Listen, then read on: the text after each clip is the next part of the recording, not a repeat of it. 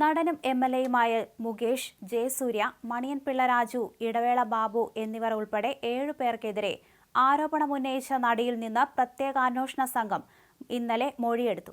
നടിയുടെ ആലുവയിലെ വീട്ടിലെത്തിയാണ് പ്രത്യേക അന്വേഷണ സംഘത്തിൽ ഉൾപ്പെട്ട ഡിഐജി അജിത ബീഗം, ജി പൂങ്കുഴലി എന്നിവരുടെ നേതൃത്വത്തിൽ മൊഴിയെടുത്തത്. എല്ലാ കേസുകളും പരിഗണനയിലുണ്ടെന്നും ഇതിന്റെ എല്ലാ വശങ്ങളും പരിശോധിച്ച ശേഷമായിരിക്കും തുടർ നടപടികളിലേക്ക് കടക്കുക എന്നും ഇരുവരും വ്യക്തമാക്കി. നടിയുടെ പരാതിയിൽ 4 താരങ്ങളടക്കം 7 പേർക്കെതിരെ കേസെടുക്കാനാണ് തീരുമാനം. മുകേഷ്, ഇടവേള ബാബു, മണിയൻപിള്ള രാജു എന്നിവർക്കെതിരെ കൊച്ചിയിലും ജയസൂര്യക്കെതിരെ തിരുവനന്തപുരത്തുമാണ് എഫ്ഐആർ രജിസ്റ്റർ ചെയ്യുക. എന്തായാലും ജയസൂര്യക്കെതിരെ കേസെടുത്തു കഴിഞ്ഞു. നടിയുടെ വിശദമായ മൊഴി അന്വേഷണ സംഘം ഇന്നലെ രേഖപ്പെടുത്തി കഴിഞ്ഞു. 10 മണിക്കൂർ നീണ്ടുനിന്ന മൊഴിയെടുക്കൽ രാത്രി 8:30യോടെയാണ് പൂർത്തിയായത്. മൊഴികൾ പരിശോധിച്ച ശേഷമായിരിക്കും തുടർ നടപടികളിലേക്ക് അന്വേഷണ സംഘം കടന്നത്.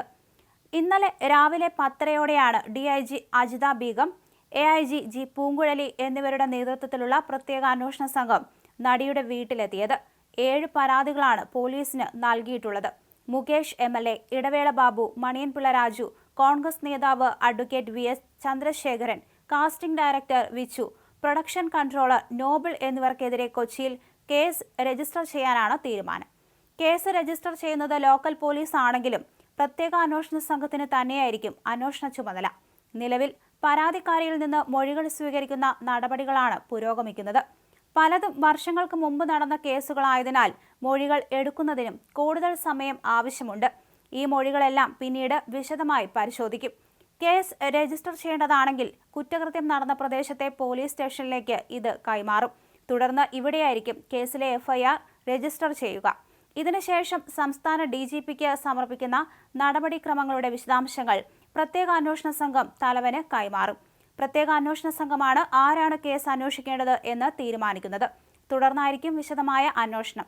വ്യത്യസ്ത സമയങ്ങളിൽ വ്യത്യസ്ത പ്രദേശങ്ങളിൽ വച്ച് തനിക്കു നേരെ ലൈംഗിക അതിക്രമമുണ്ടായി എന്നായിരുന്നു നടിയുടെ ആരോപണം. 2008-ൽ സെക്രട്ടേറിയറ്റിൽ നടന്ന ഷൂട്ടിങ്ങിനിടയിലാണ് ജയസൂര്യയുടെ ഭാഗത്തുനിന്ന് മോശം പെരുമാറ്റമുണ്ടായത് എന്ന് നടി പറഞ്ഞിരുന്നു.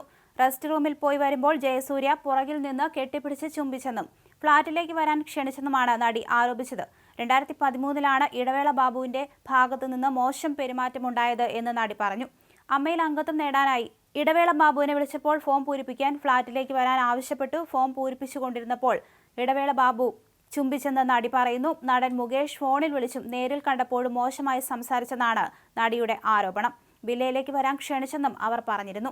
മണിയൻപിള്ള രാജുവുമൊത്ത് ഒരുമിച്ച് സഞ്ചരിച്ചപ്പോൾ മോശമായി സംസാരിച്ചെന്നും മുറിയുടെ വാതിലിൽ മുട്ടിയെന്നും നടി ആരോപിക്കുന്നുണ്ട്. പ്രൊഡക്ഷൻ കൺട്രോളർ നോബിൾ, വിച്ചു, അഭിഭാഷകനും കോൺഗ്രസ് നേതാവുമായ വി എസ് ചന്ദ്രശേഖർ എന്നിവരാണ് നടിയോട് മോശമായി പെരുമാറിയെന്ന് ആരോപണമുള്ള മറ്റുള്ളവർ.